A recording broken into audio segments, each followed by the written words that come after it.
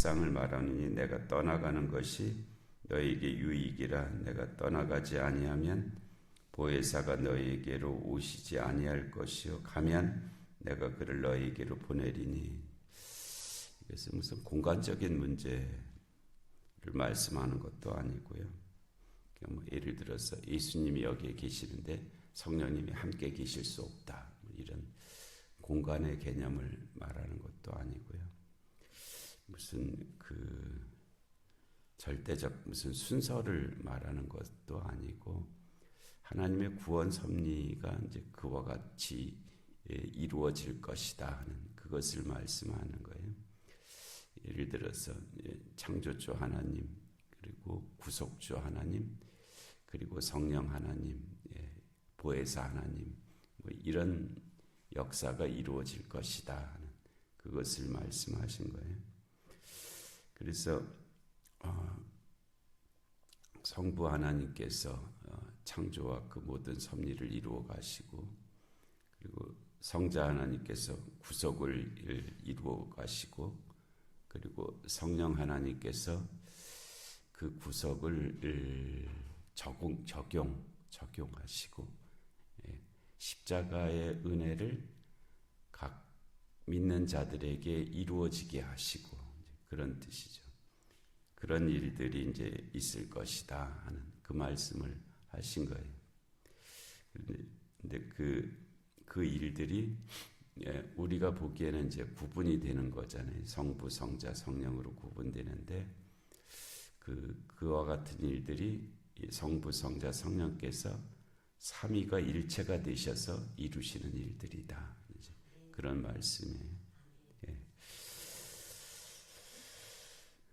그래서 그 보혜사 성령님께서 이제 오실 터인데, 그가 오시면 세 가지 점에 대해서, 죄에 대하여, 의에 대하여, 심판에 대하여 세상을 책망하시리라, 이제 이렇게 말씀하셨어요. 근데 여기서 책망하시리라, 세상을 책망하시리라, 이 부분이 좀 우리가 크게 강하게 들려서 이게 도대체 무슨 뜻인가, 이제 그런 생각이 들잖아요. 왜 세상을 왜 책망을 하시나? 죄에 대해서는 그들이 믿지 아니하며 그런 책망이 될 수가 있죠. 그런데 의에 대하여라 하면 내가 아버지께로 가니 너희가 다시 나를 보지 못하며, 그런데 이게 왜 책망의 대상이 되나, 이제 그런 생각이 들잖아요. 심판에 대하여라 하면 이 세상 임금이 심판을 받았습니다. 근데 왜 우리 세상이 책망의 대상이 되나, 이제 그렇게 읽혀지는 그런 형태를 가지고 있긴 한데, 이 말씀을 이제 우리가 이해하는 데 있어서 이 책망이라고 하는 말, 엘렌코라는 말인데, 이 엘렌코라는 이 말은 책망보다는 드러냄, 뭐 그런 뜻에 드러낸다. 세상이 진리와 마주치게 하실 것이다. 세상이 그러한 일들을 바라볼 수 있게 하실 것이다. 뭐 그런 뜻의 책망입니다. 그러니까 우리가 어떤 사람이 뭘 좀 잘못 알고 있는데 그것을 바로 알게 하실 것이다. 뭐 좀 그릇된 길로 가고 있는데 그 길로 가지 않게 하실 것이다. 뭐 그런 의미에서의 책망인 엘렌코라는 말이 진리를 마주치게 하실 것이다. 뭐 그런 뜻에서의 책망입니다. 이런 책망은 받아야죠, 그렇죠? 우리가 잘못을 하고 있는데, 아니면 그릇 알고 있는데, 곁길로 가고 있는데, 가만히 있으면은, 가만 놔두면은 그게 유기거든요. 유기는 그냥 가던 길을 계속 가라. 막지 않겠다. 이게 이제 유기예요. 근데 이 하나님 그 이제 칼빈의 애정론에서 그 구원의 대상자들도 애정이 되어 있고, 근데 그 구원의 반대쪽 개념이 무슨 멸망이나 뭐 이렇게 심판이나 뭐 이런 개념으로 표현되어 있지 않고요. 유기될 자, 유기는 그냥 버려두는 거. 유기견 있잖아요, 유기견. 그냥 버려두는 거예요. 그러니까 그냥 자기가 가고 싶은 그 길을 가게 내버려 두는 거. 그게 이제 유기인데요. 그런 그 유기 상태로 두면은 이제 망하는 거죠. 그래서 책망이라고 하는 것은 그렇게 하시는 것이 아니라 그것을 잘못을 깨닫게 하거나 드러나게 하거나 진리와 마주치게 하실 것이다. 성령께서 하시는 일이 그와 같으실 것이다. 그와 같으시다 하는 그 말씀을 하시고 있어요. 그래서 죄에 대해서 책망하신다는 건 뭐냐면 죄에 대하여라 함은 그들이 나를 믿지 아니하며, 큰 죄죠. 가장 큰 죄는 하나님을 믿지 않는 죄잖아요. 하나님을 믿지 않는 죄가 가장 큰 죄, 하나님이 없다 하는 죄, 그게 가장 큰 죄인데, 같은 개념에서 나를 믿지 아니함, 예수를 그리스도로 믿지 아니함, 그게 큰 죄죠. 근데 그게 죄인 줄을 모르잖아요. 오히려 예수가 그리스도라고 주장하는 게 죄로 여기고 있잖아요. 예수가 그리스도라고 증거하는 것을 죄로 여기고 있는, 그것이 그 당시의 세상이었고, 또 그런 일이 이루어질 것이다 하는 것인데, 성령님께서 오셔서 이 엘렌코 책망하신다고 하는 것은 그렇지 않다라고 말씀하실 거라는 거예요. 예수를 그리스도로 믿지 않는 것을, 그 죄에 대해서 깨닫게 하실 거예요. 그게 참으로 죄라는 것을 깨닫게 하실 것이다. 그 당시 유대인들은 예수가 그리스도가 아니고 그리스도여서도 안 되고 그럴 리가 없다, 이제 그러고 있는 그 죄에 대해서 보혜사 성령께서 오셔서 엘렌코 하실 것이다, 깨닫게 하실 것이다. 우리들도 자기가 죄를 짓고 있으면서도 그게 죄인 줄 모르는 일이 상당히 많잖아요. 물론 어떤 거는 아이고 내가 잘못하고 있는데, 이제 그런 것을 내심 알고 있지만 그래도 그거를 안 할 수가 없어서 계속 죄를 반복하는 그런 죄도 있고, 근데 그보다 더 크게 이 문제가 되는 죄는 자기가 죄인 줄을 모르고 짓는 죄예요. 알고도 짓는 죄는요, 경계선이 있어요.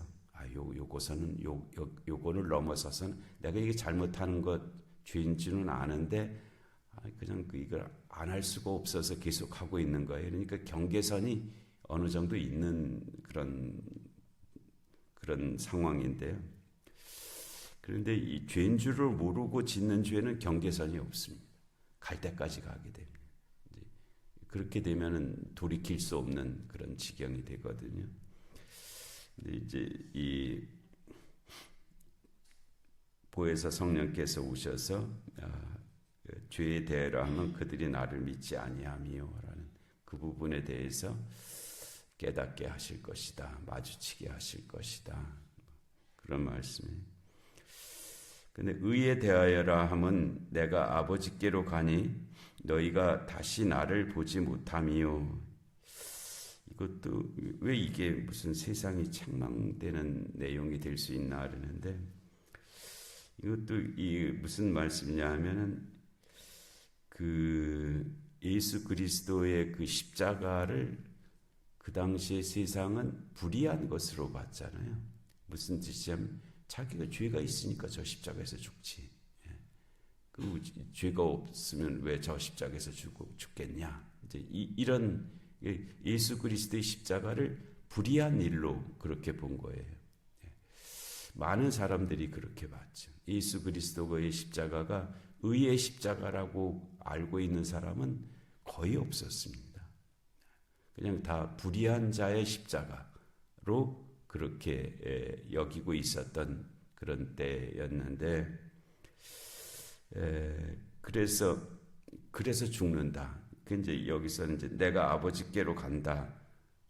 이제 이게 이제 예수 그리스도의 죽음의 실제적인 의미고, 그런데 세상은 그가 죄가 있어서 죽은 것이다. 이것이 예수 그리스도의 죽음을 바라본 세상의 시선이고, 거기에 대해서 보혜사 성령께서 오셔서 그것이 의의 죽음이라는 것을, 십자가가 의의 십자가라는 것을 세상이 마주치게 해 주실 것이다. 그게 이제 세상을 책망하시리라 하신 그 말씀이, 어찌 보면은 십자가를 보면서도 아무 감동이 없고 아무런 이 회개가 없고 하는 것을 책망하시리라 하는 그런 말씀도 같죠. 정말 이 예수 그리스도께서 이루신 의에 대해서 그것을 그렇지 못한 나 자신을 부끄러워하지 못하는 그것을 알지 못하는 그것을 책망하시리라. 그것이 이제 세상을 책망하시리라 하신 그 말씀이고요. 심판에 대하여라 함은 이 세상 임금이 심판을 받았습니다. 근데 그 당시에 세상은 예수 그리스도가 심판을 받았다고 여겼거든요. 예수 그리스도가 안나스의 대제사장의 집에서 신성모독죄와 성정모독죄로 심판을 받아서 사형의 판결을 받았잖아요. 그리고 집행 권한이 없으니까 빌라도의 재판장으로 끌고 가서 빌라도는 반역죄로 책망을 했죠. 심판을 했죠. 그래서 반역죄니까 십자가형에 처하겠다. 뭔지 이렇게 하는데, 그러나 그 심판이 예수 그리스도에 대한 심판이 아니라 오히려 이 세상의 임금, 즉 사단 마귀가 심판을 받은 것이다. 물론 겉으로 드러난 것은 안나스고 겉으로 드러난 것은 빌라도였지만은, 그러나 그들을 주관하는 그 세상 임금, 즉 사단과 마귀가 심판을 받은 일임을 보혜사 성령께서 오셔서 책망, 그것을 잘못 알고 있는 자들에게 드러나게 해주실 것이다. 그것이 성령이 오셔서 하실 일이라는 거예요. 내가 아직도 너희에게 이를 것이 많으나 지금은 너희가 감당하지 못하리라. 예수님께서 하실 말씀이 많이 있지만은 제자들이 그 시점에서는 말해도 무슨 뜻인지 모를 것이다. 말을 안 하시겠다는 뜻이 아니고요. 지금은 알아들을 만한 때가 아니다. 그러나 때가 되면 알게 되리라 하는, 깨닫게 되리라 하는 그런 말씀이죠. 우리들도 어디에 서 있느냐에 따라서 그 말씀을 알지 못하는 그런 자리가 있습니다.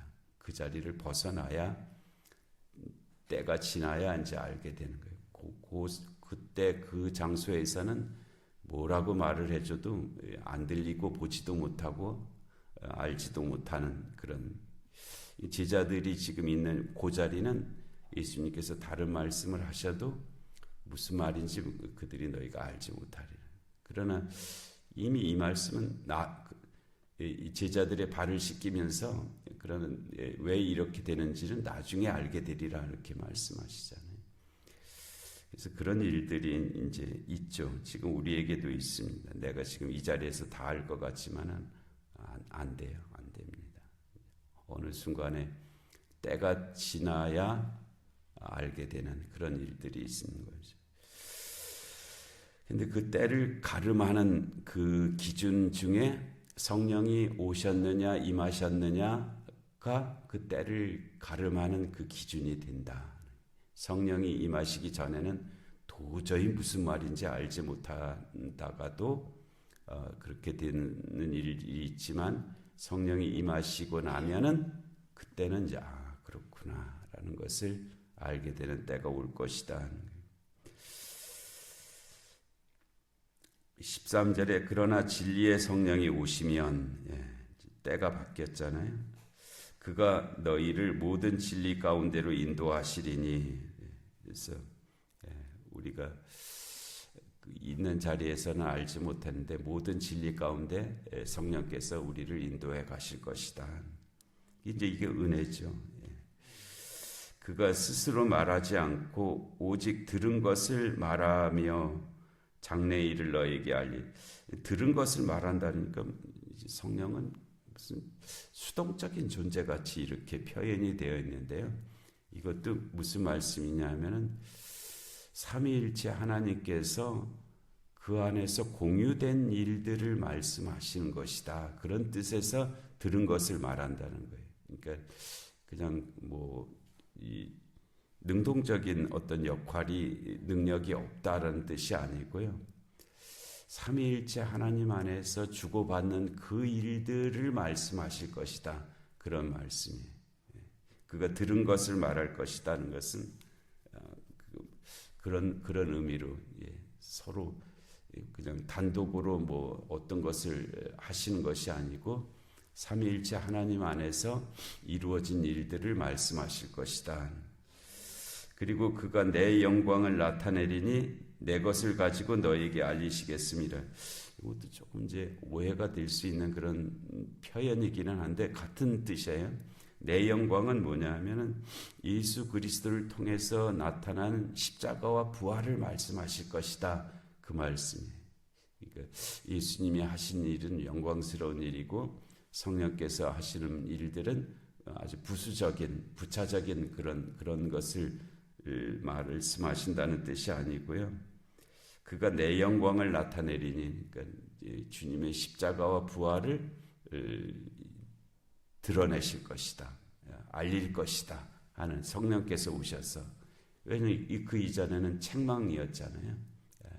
예수 그리스도의 십자가가 의의 십자가인 줄 모르고 있었던, 부정하던 그런 때에서 그것이 영광이었음을 드러내실 것이다, 알게 하실 것이다 하는 거예요.